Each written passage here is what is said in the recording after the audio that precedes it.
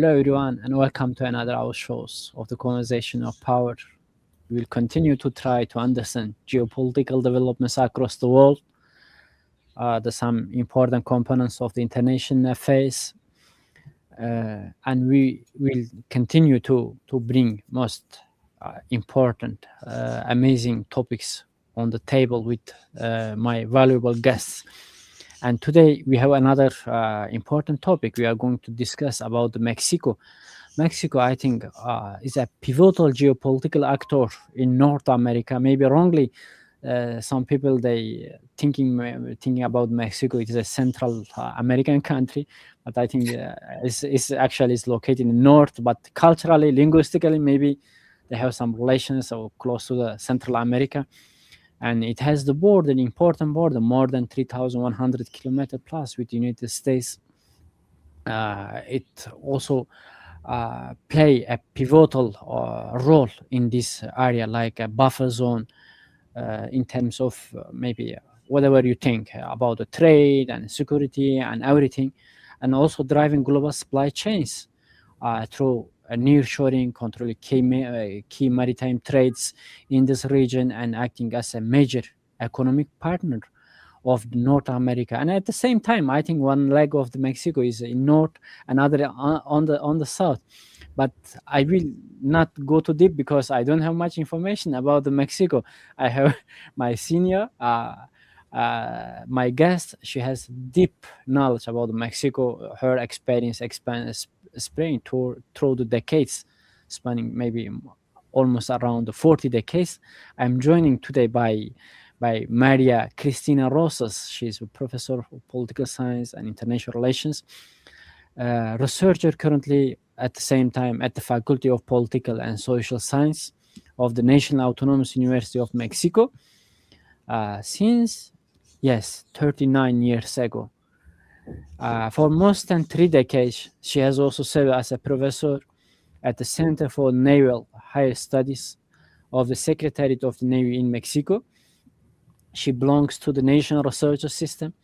She heads the Olof Palme Center for Analysis and Research on Peace, Security, and Development in Mexico.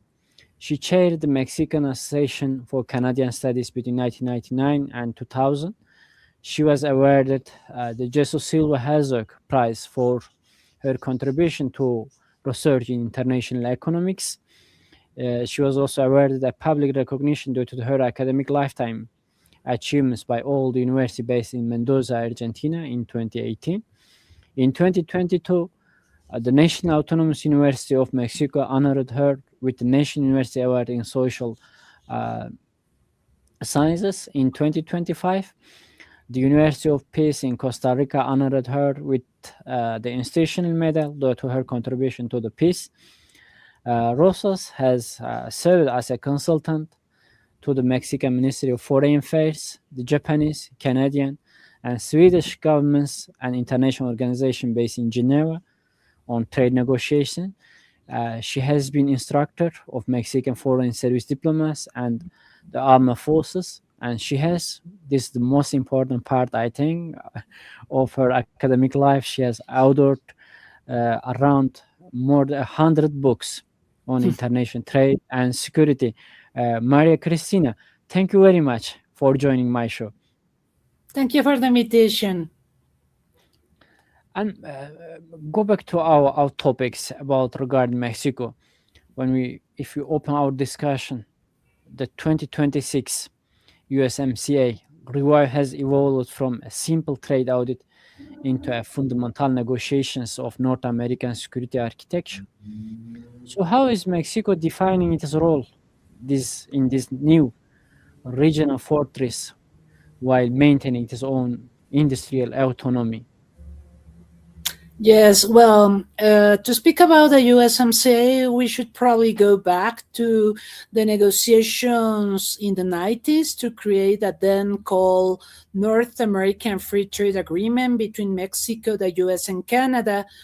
At that time, it was considered that the three countries needed to get together to improve market access and to position North America as a global hub with respect to other regions, such as, the European Union and Asian countries. And NAFTA went on for a couple of decades, but then when Donald Trump came to power in the US during his first administration, he complained that NAFTA favored mostly Mexico and Canada, not the US, and he claimed NAFTA was the worst trade deal ever. So he suggested a new trade deal should be negotiated, and that is why by 2000 we had this USMCA. It is called just USMCA. Those are the names of the involved countries, again, Mexico, the US, and Canada. The negotiation of the USMCA was important because Donald Trump, as you know, and your audience knows, is nationalist, is protectionist, and is decided to punish countries for the US trade deficit. I would say that's a wrong view about trade deficits because the US trade deficit is caused for a number of reasons, not only because other countries sell a lot of goods and services to the US market. It has to do with efficiency, with competitiveness, and other issues. And world trade is very dynamic. By the time NAFTA came into force back in 1994, China was not a major trade player, which is the case today. China is a major superpower when it comes to trade and economics in the world. And the USMCA, by the way, was also designed by Trump to stop China from investing and, making businesses in North America. China, in fact, is a major trade partner of Mexico, the US, and Canada without having a free trade agreement. So Donald Trump is very much committed to stop China from being a major influence in North America and in Latin America. I would say that, especially during his second administration, he is very much concerned about the major influence that China has in the economics of Latin American countries, and because of trade issues, investment issues, and all that. That said, the USMCA is similar to NAFTA in the sense that the players are the same, but also the topics addressed are almost the same as compared to NAFTA. The NAFTA agreement includes provisions on trade in goods, in services, on intellectual property. There is a mechanism to resolve controversies that may arise during the development of trade or investment. But also, the USMCA has new key issues that is addressing, such as the environment.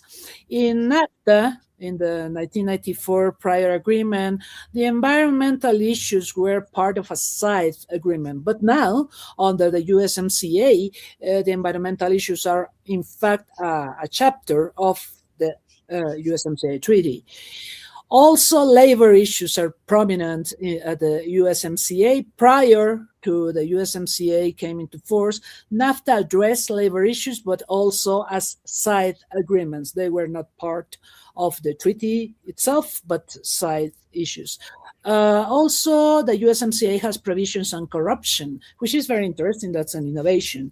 And also on electronic trade. So those are innovations that of course, are needed because trade changes. Trade is very dynamic. And of course, under the USMCA, there have been a number of controversies between the three countries, and especially now because the USMCA is expected to favor trade between Mexico, the US, and Canada, but Donald Trump has enforced tariffs even against countries with which the US has trade agreements.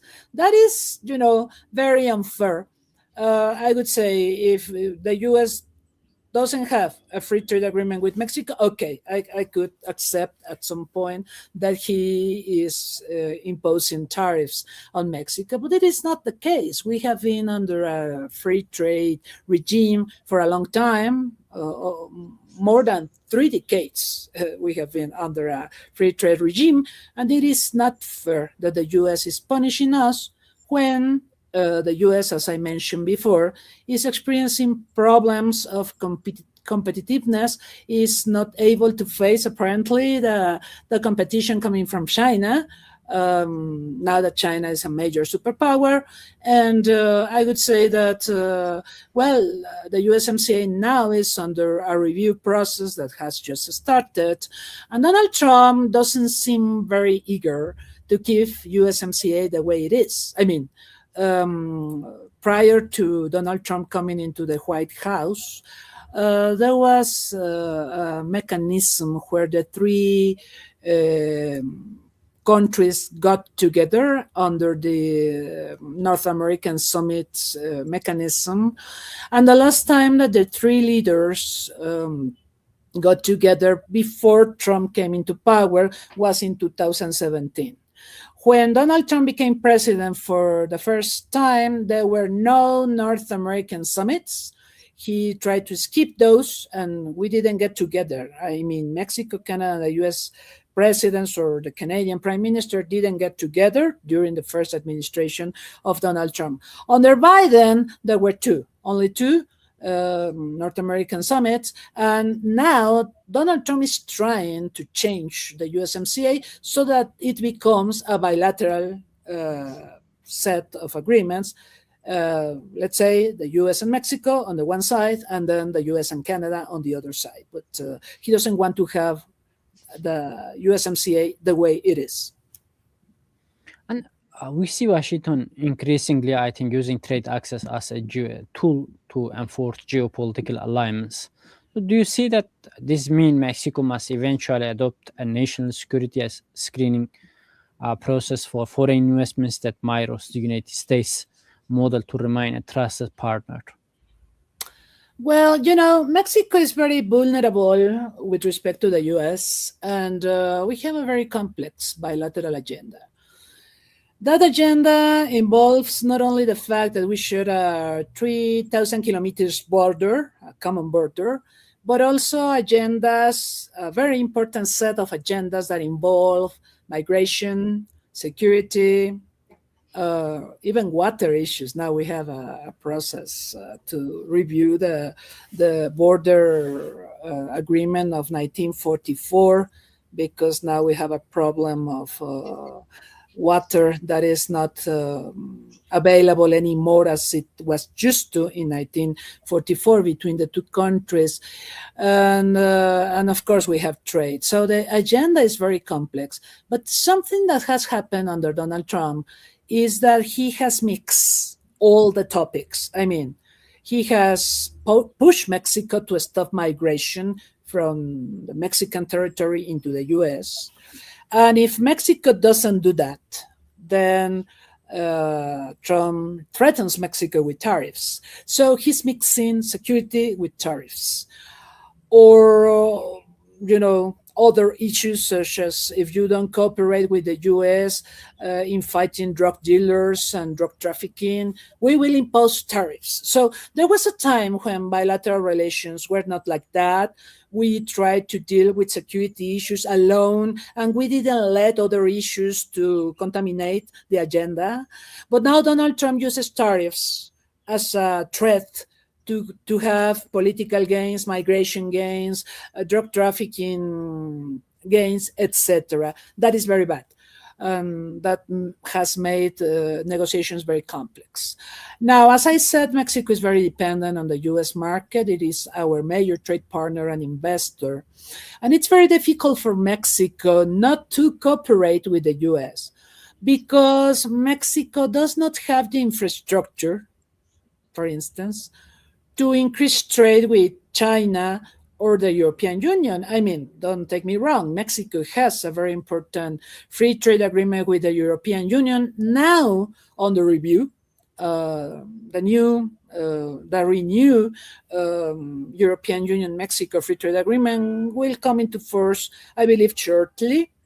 But Europe has many investments in Mexico and is an important trade partner, but it's very far from the levels of trade that Mexico has with the US. Same with investment. Mexico also has a network of free trade agreements with Japan, with Israel, with most of Latin American countries. But the reality is that these trade deals are not properly used because Mexico always looks north. And the infrastructure that Mexico has, it is to trade with the US, even to trade with Canada, which is a partner of Mexico under the USMCA and previously under NAFTA. We have to go through the US territory. So the US is the center of trade for Mexico.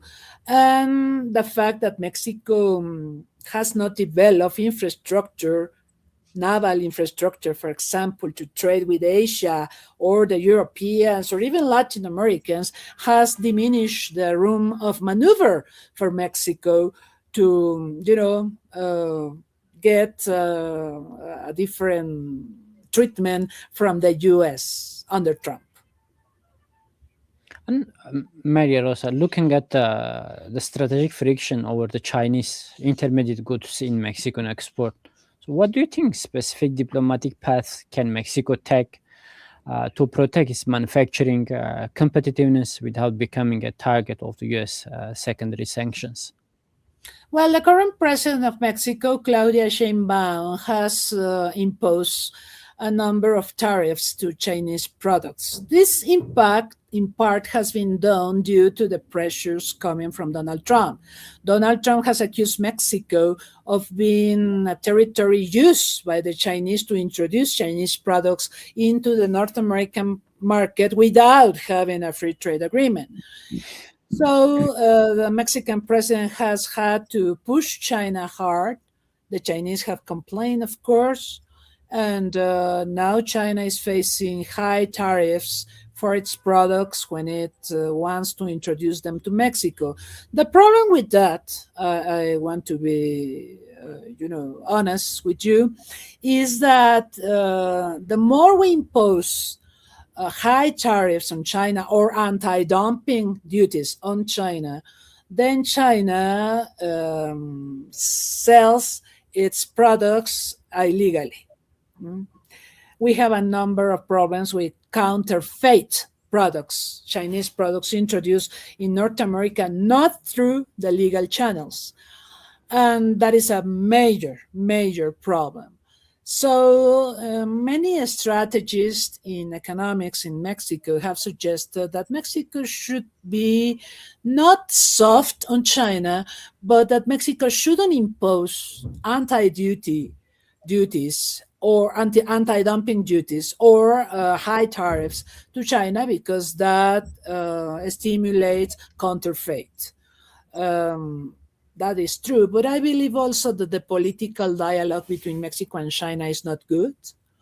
There's been a number of misunderstandings between the different Mexican administrations in China for a long time now, and I believe we should be discussing trade issues in a more constructive way.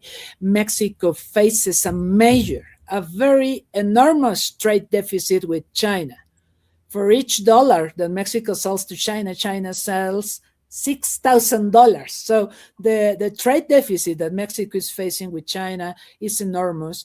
And yes, many consider that imposing tariffs on Chinese products is correct.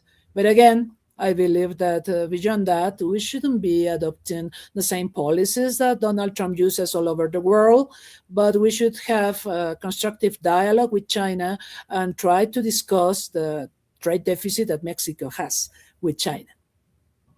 And at the same time, Mexico is currently the top trading partner with the United States, but its GDP remain modest.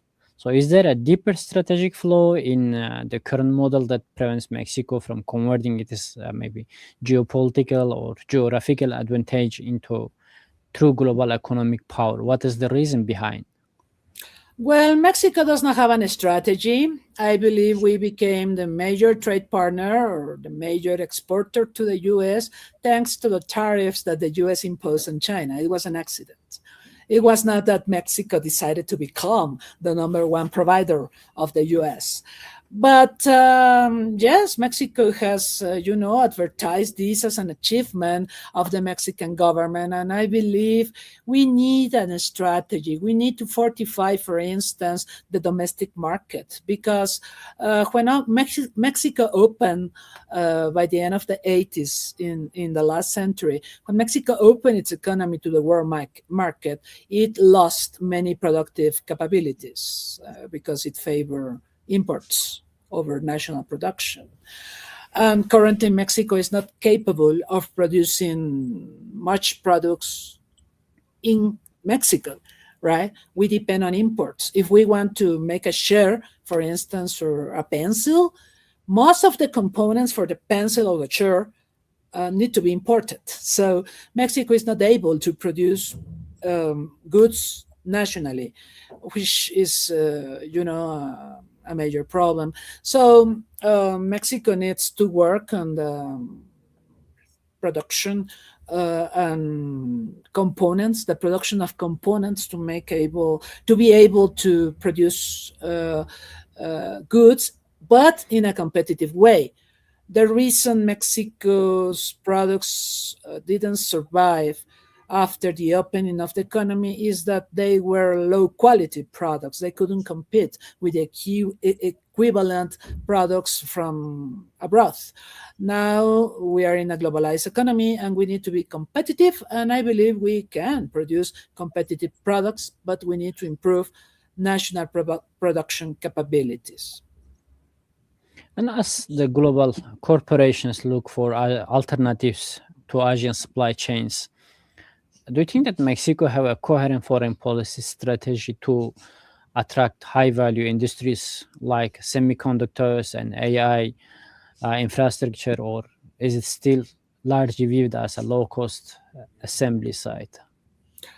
I would say that too. Of course, we're neighbors of the US, and many countries see Mexico as a country with a very good geographical position to produce microchips and electronic components that are needed in today's world. But also, I believe that we don't have a local strategy to do that, and that limits our possibilities in the global market. I haven't mentioned this before, but in the interview, but Mexico is facing a crisis of security, and that prevents foreign investors from coming into Mexico. The costs for security for foreign investors are very high. You have to invest in guards, security guards, and alarms, and monitoring systems, and all that, which makes the operations in Mexico for foreign investors very, very expensive. So we need to improve security. And for example, we will be hosting the World Cup in a couple of months, and together with the US and Canada. And the most problematic issue that has been addressed pertaining the World Cup is security in Mexico. Recently, a major drug lord was captured and killed by Mexican authorities, although Donald Trump said it was he who captured and killed this major drug dealer. But when you kill a drug dealer of that relevance, other drug dealers want to occupy the space that he has left after his death. So there is a big fight now among drug lords, different drug lords and organizations of organized crime, and that is always bad for a country, not only because we are hosting the World Cup, but in general terms. If we want to have a better environment for foreign investment, we need to address security. So that has been a major problem, and I don't believe we have sorted that out yet. And there is a recent bilateral action plan between Mexico City and Ottawa. Do you think that we are seeing a deliberate attempt to create a middle power axis and that can make moderate Washington's more unilateral policy impulses. Yes, both Canada and Mexico have talked a lot in recent months. We have seen meetings between our President Claudia Sheinbaum and Canada's Prime Minister Mark Carney. And also Mark Carney spoke and addressed the participants at the Davos World Economic Forum in January in Switzerland. And he spoke a lot about the role of middle powers in today's world by suggesting the old order is over and that we need the input of middle powers to somehow give some stability to international relations. The reality is that Mexico and Canada, although they have increased their bilateral trade under NAFTA and under the USMCA, as I mentioned before, we have to use the US territory to trade between ourselves. That's a limitation. The other thing is that I believe Donald Trump has played us, the two countries, both of us, Canada and Mexico, so that we don't get together and so that we don't reach agreements on several issues. Donald Trump doesn't want to see Mexico and Canada joining forces against the U.S. influence in North America.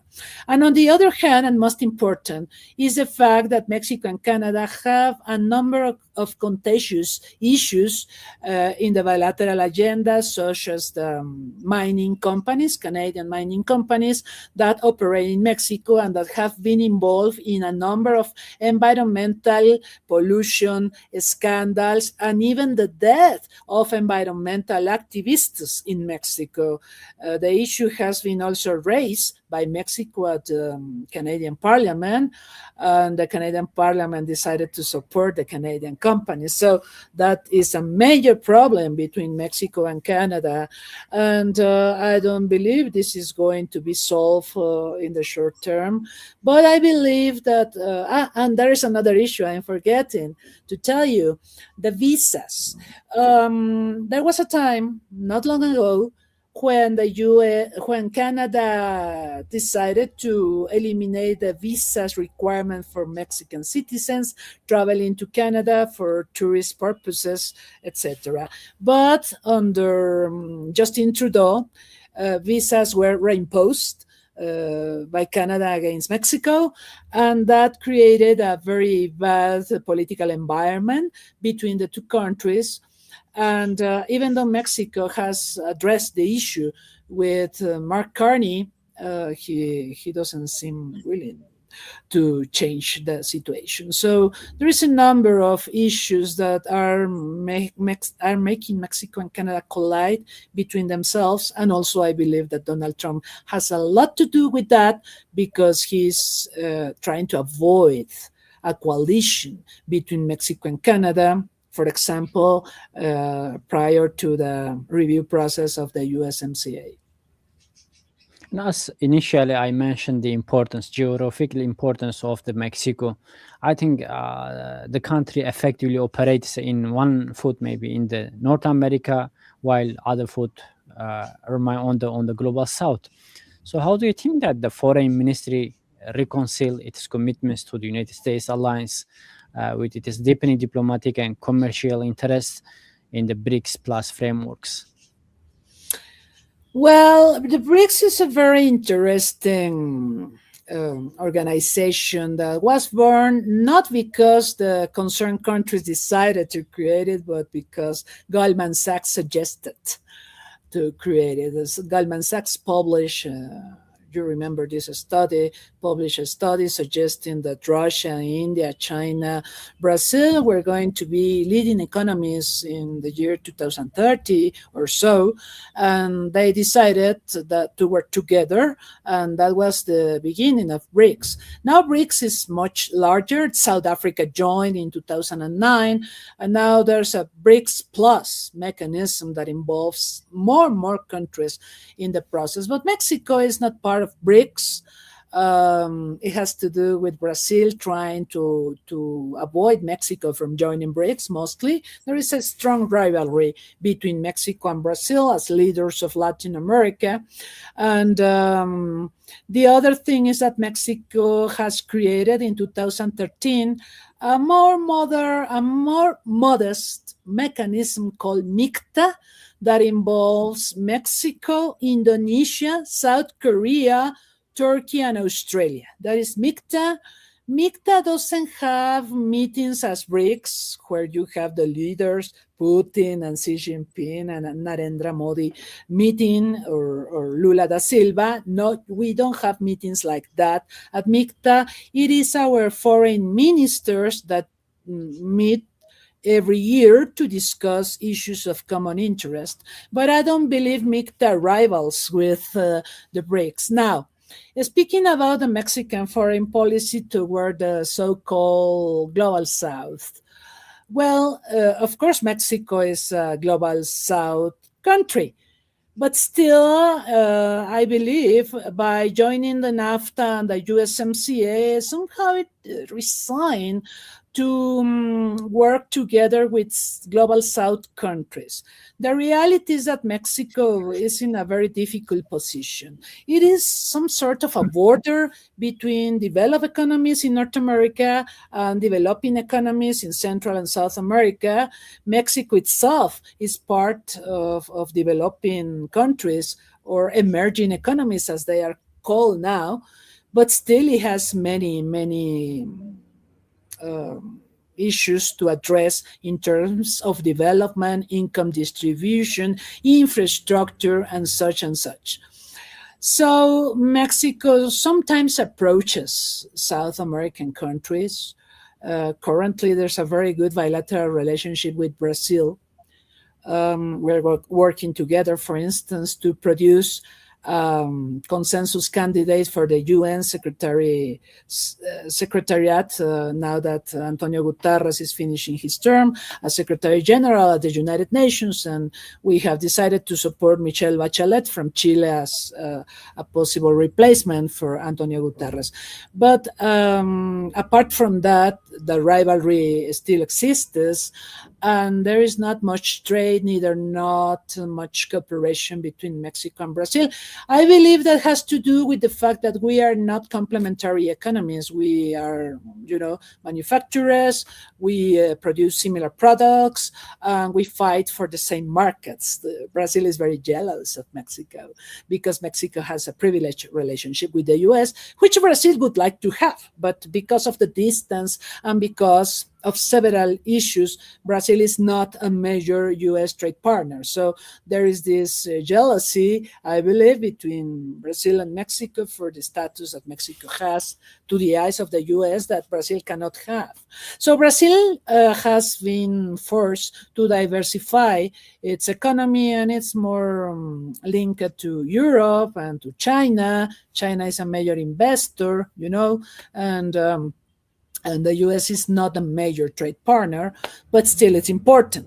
Donald Trump tried to impose tariffs on Brazil because of the Bolsonaro issue when Bolsonaro was sent to jail, and Donald Trump threatened Brazil with major tariffs if Bolsonaro was not released. But, Brazil is a sovereign country, and, Bolsonaro now is at the hospital because he had a major health problem. But the point is that in the end, Mexico does not have close relations with Latin American countries. And currently, there is this trend in many Latin American countries to vote for right-wing governments.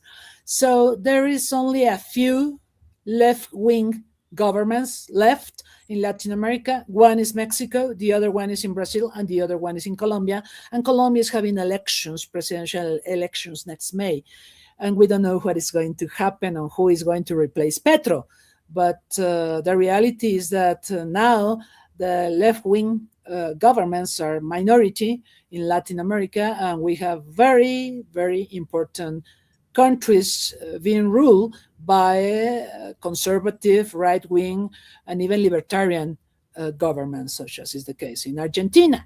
So, ideologically speaking, it is very difficult for Mexico to improve relations with right-wing governments because, well, our president is left-wing, and there have been also a number of conflicts with Ecuador and Peru. Peru decided to break relations with Mexico, and also Ecuador took the Mexican embassy, invaded the Mexican embassy in Quito, and Mexico broke relations with Ecuador. Our relations with Latin American countries, with many of them, are not in good terms. So that prevents Mexico from being a leader or from, having relations with Latin America as a counterforce to face Donald Trump's threats. So, in light of these recent political shifts across the Latin America, which is very important, I think, as you say, the left governments became the minority.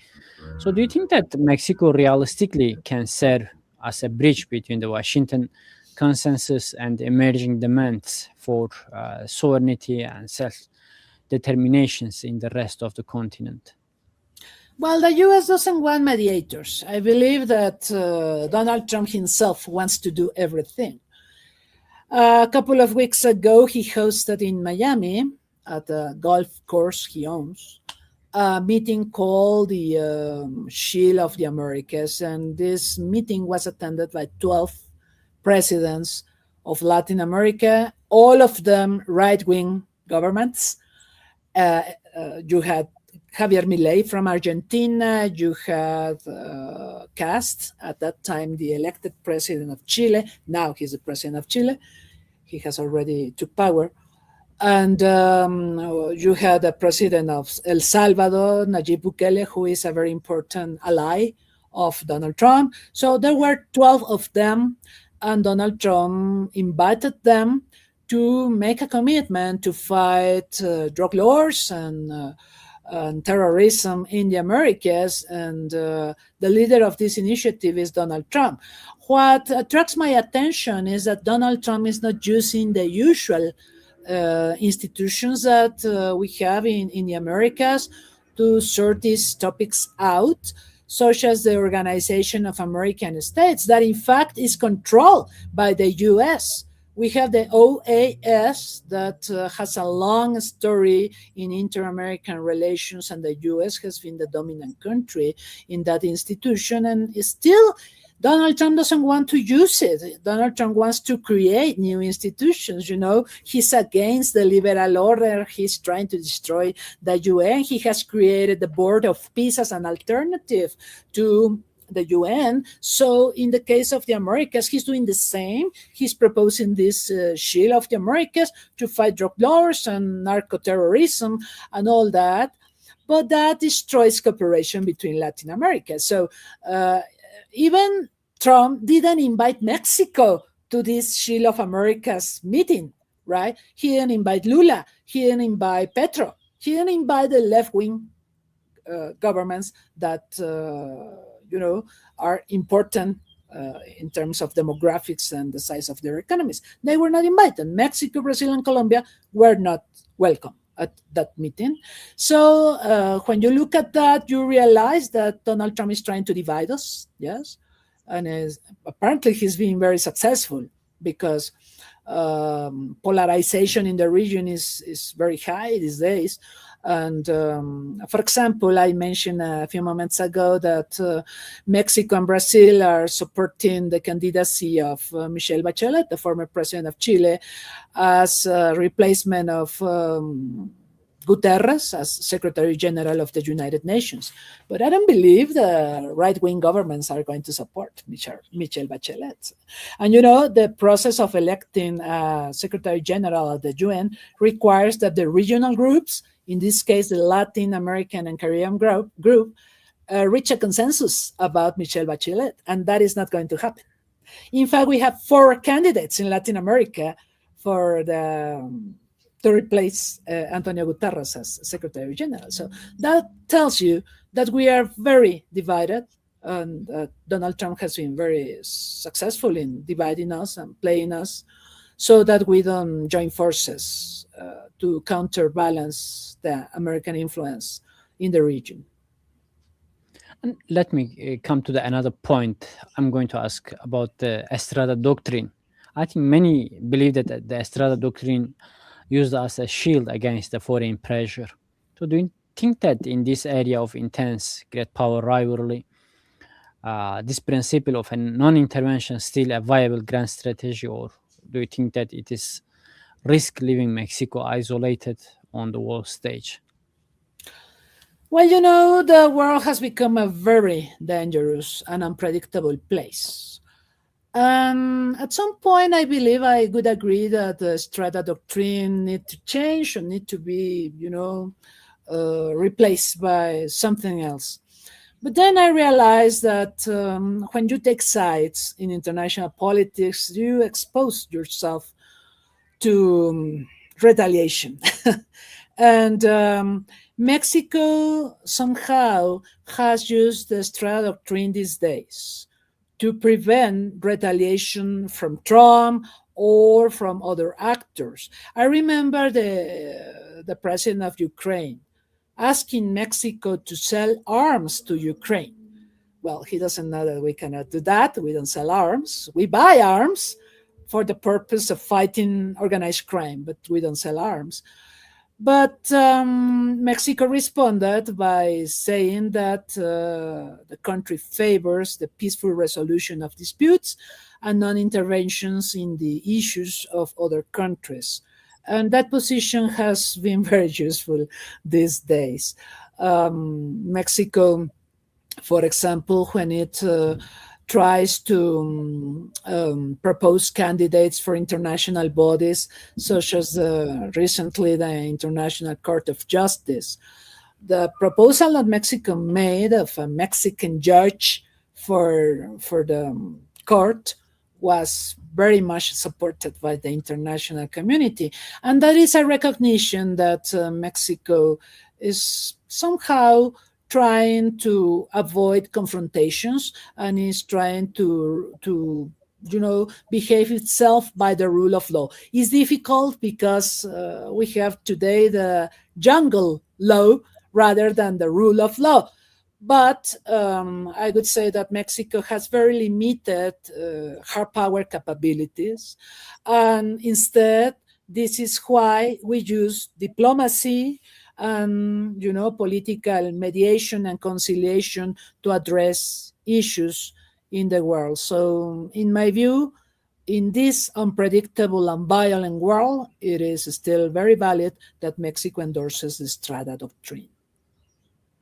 And beyond the border issues, I think there is industrial clusters hitting the physical limits of the national power grid. So, at what point do you think that Mexico's energy policy became a matter of international security that could jeopardize its standing in the global supply chains? Well, as I mentioned before, Mexico is having a major security crisis, but still, foreign investors come into Mexico and want to take advantage of the geography because the production chains are very important to be fortified in North America, since we saw what happened during the pandemic and the dependence the world had on China. China closed, shut down the country, and then there was a serious problem with production chains. So after the pandemic, it became clear that nearshoring is a correct strategy to try to protect regions from dependence from overseas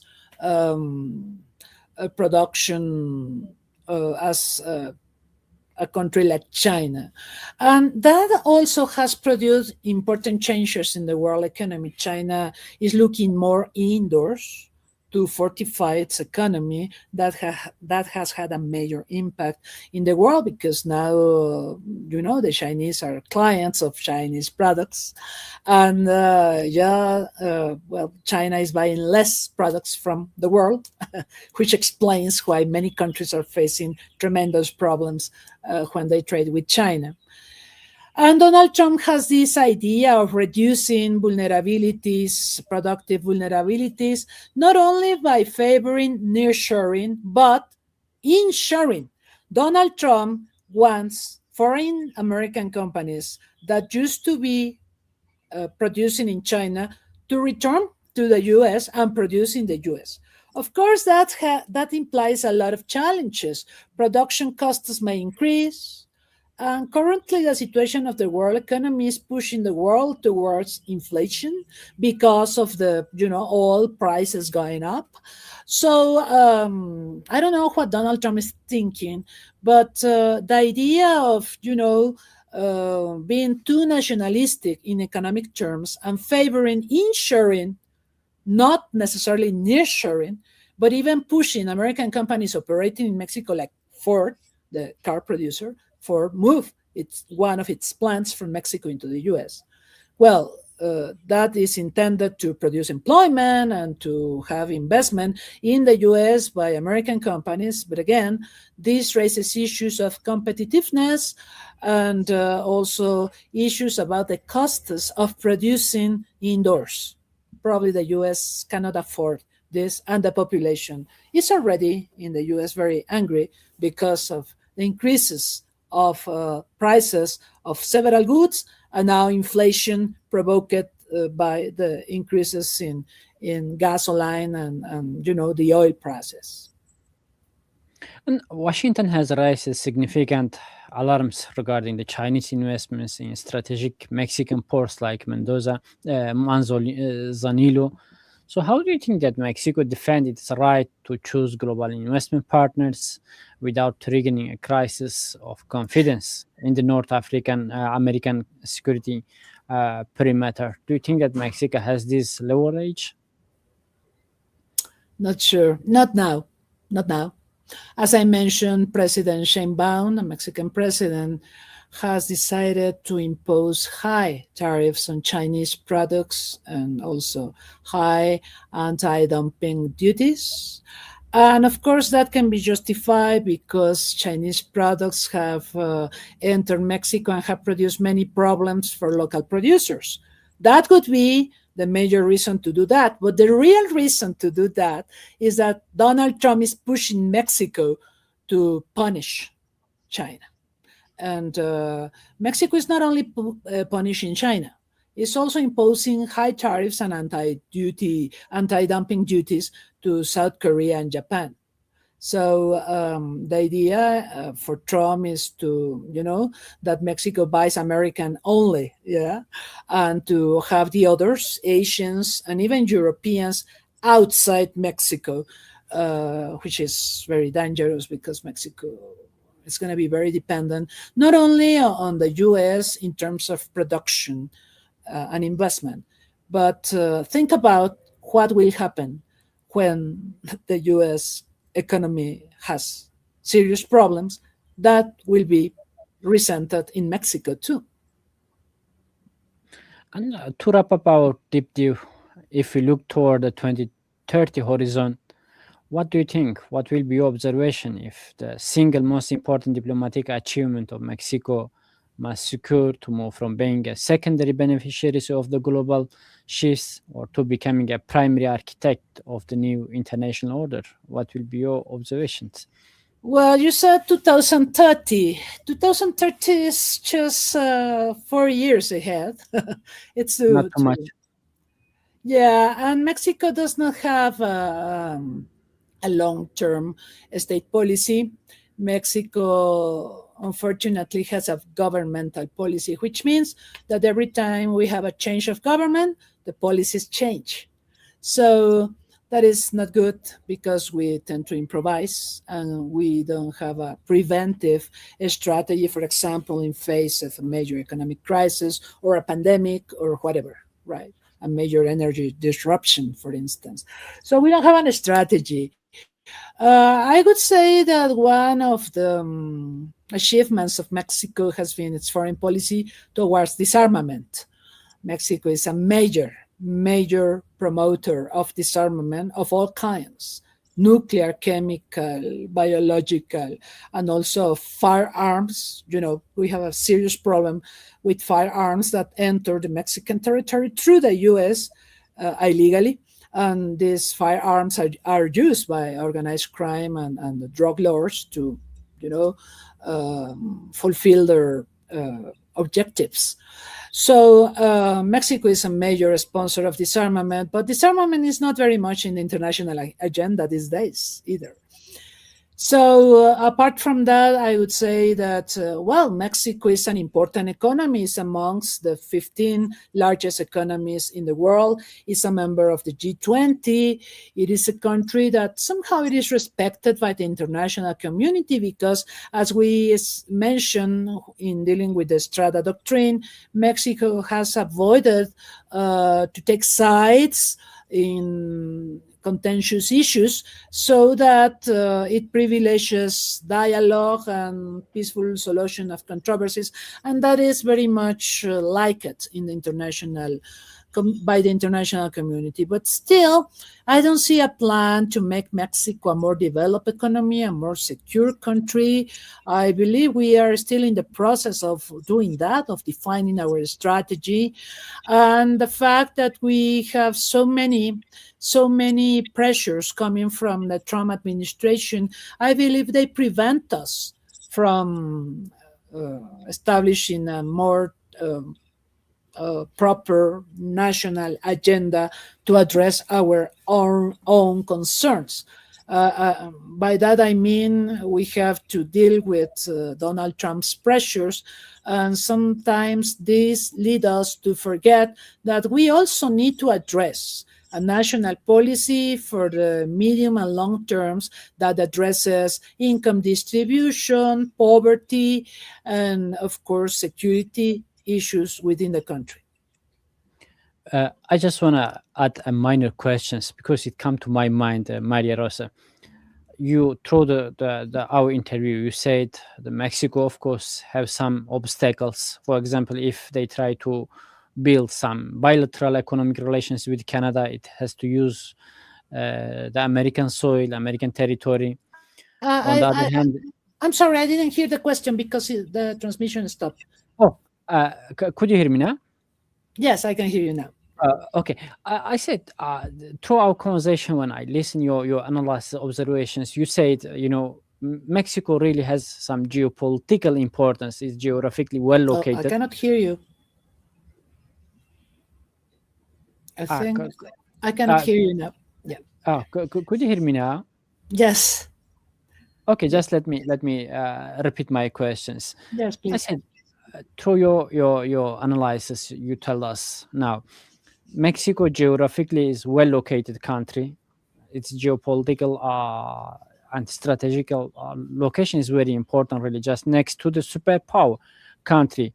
But you said we still have some obstacles. For example, when Mexico tried to build some bilateral economic relations with Canada, you have to use the United States territory. Yes. It is land. On the other hand, on the Latin America, there is political shifts and U.S. military interventions. The left governments became minority. There is too many right wing maybe come to power. And in nutshell, how do you see the future of Mexico in terms of we during the conversation we mentioned as a many corporation and many countries, many states, governments, they see China as an alternative country. Do you think that what will be the future of Mexico? Will be lying with the United States more, or will maybe shift its direction more toward the global south and BRICS due to the huge number of the population size, the maybe GDP growth, alternative supply chains? What will be your future observations about Mexico and its position? Well, currently, I would say that Donald Trump is preventing this from happening. Mexico is very dependent on the U.S., and Donald Trump doesn't want this to change.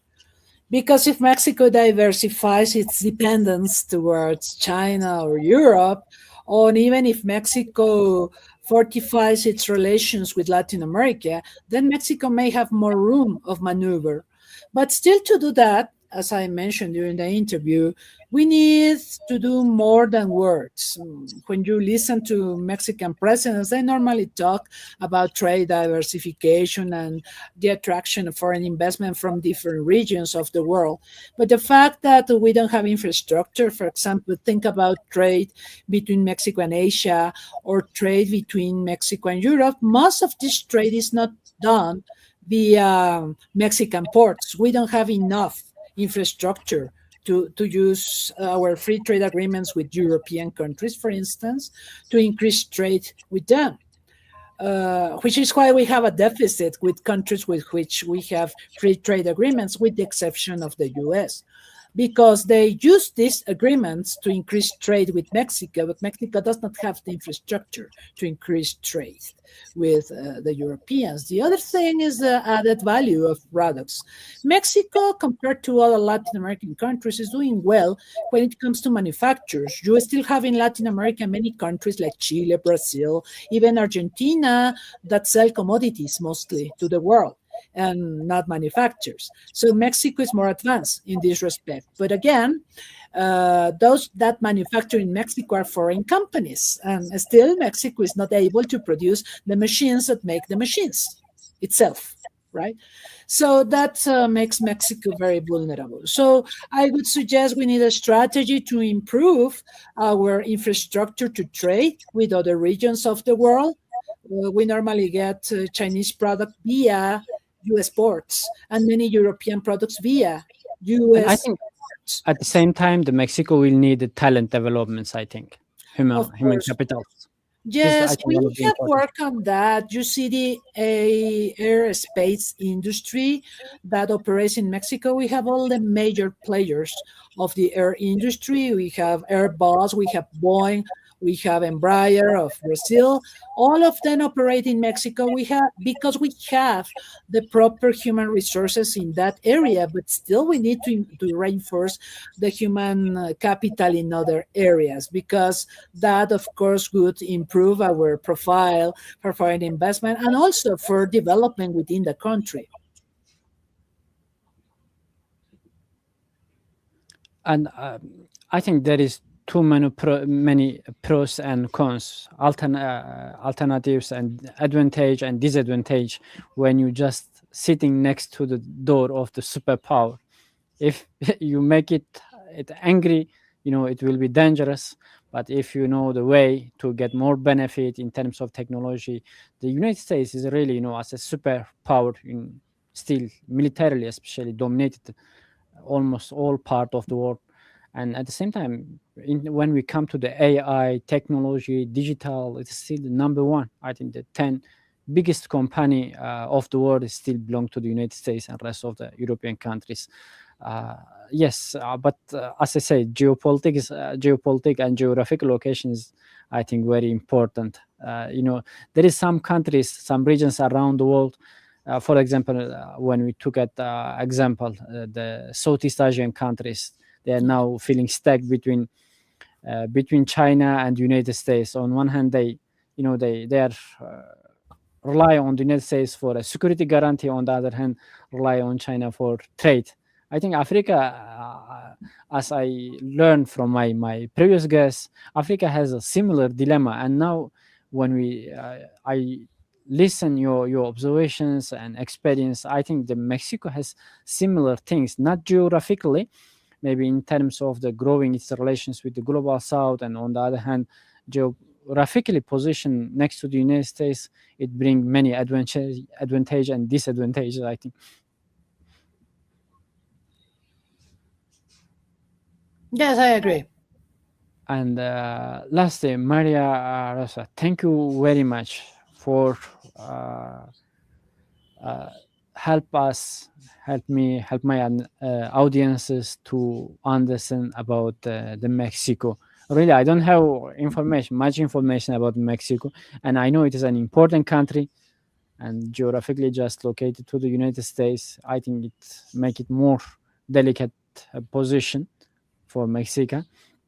Thank you very much again for your knowledge and you sharing your experience with me and my audiences. Thank you for having me. You're welcome, and thank you also for my audiences who stay with us until end of the show. Please don't forget to subscribe to my channel. Share the link of these amazing interviews with your friends, with your networks who are interested with international affairs, with geopolitics, who wonder what is the Mexico, what is the position of Mexico, what is the geopolitical situation in Mexico. I think it's an important country. You can go to the channel and play the record. It will be immediately available on my channel. And see you on the next upcoming shows. We have too many live streams about the geopolitics. All are available on the channel. And have a good day, good night, and good morning, wherever you are from the world. Thank you again, and see you.